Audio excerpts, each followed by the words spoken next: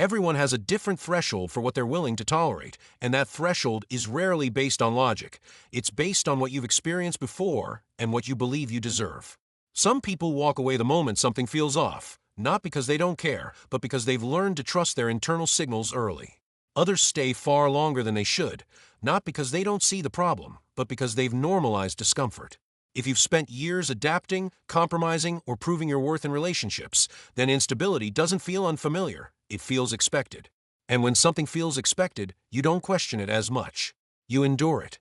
You rationalize it. You explain it away. That's why two people can experience the exact same situation and respond completely differently. One leaves, the other stays. Not because one is stronger than the other, but because their internal standards are different. And those standards are shaped over time, often without you realizing it. The danger is that the longer you stay in something that doesn't align with you, the more your sense of normal shifts. What once felt unacceptable becomes tolerable. What once felt uncomfortable becomes routine. And eventually, you stop asking whether it's right.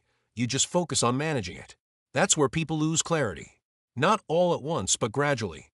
And by the time they realize how far they've drifted from what they actually want, leaving feels overwhelming. Not because they don't know what to do, but because they've been doing the opposite for so long. One of the most damaging habits in relationships is waiting for a bigger reason to leave, as if your current experience isn't valid enough on its own. You convince yourself that you need something undeniable, something dramatic, something that justifies the decision without any doubt. So you wait. You wait for a major argument, a clear betrayal, a moment that gives you permission to say, now it makes sense to leave. But what you're really doing is ignoring the quiet signals that have been there all along. The consistent feeling that something is off, the recurring tension that never fully resolves, the sense that you're giving more than you're receiving. Those signals don't come with urgency, so they're easy to dismiss. They don't force a decision, so you delay it. But the absence of a dramatic problem doesn't mean the relationship is healthy. It just means the issues are subtle enough to tolerate. And tolerance can last a long time. That's why people stay in situations that don't fulfill them, because nothing is bad enough to justify leaving. But fulfillment isn't supposed to be measured by how much you can endure. It's supposed to be measured by how aligned you feel. And when you ignore that, you end up waiting for pain to reach a level that forces you to act, instead of recognizing that the lack of peace you feel right now is already enough.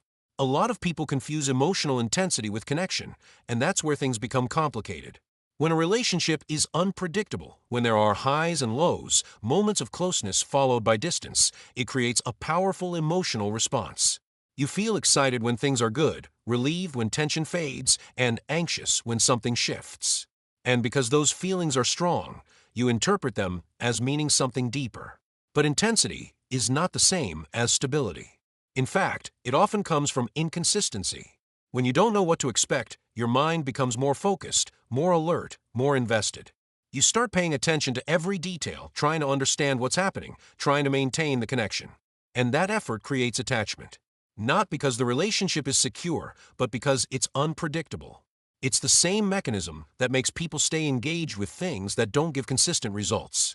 You hold on because you believe the next moment might be better. And occasionally it is, just enough to keep you from leaving. That's what makes it feel like chemistry. But real connection doesn't require constant uncertainty. It doesn't rely on emotional swings to feel meaningful. It feels steady. It feels clear. And for people who are used to chaos, that steadiness can feel unfamiliar, even boring. But unfamiliar doesn't mean wrong. It often means different from what you've been conditioned to expect.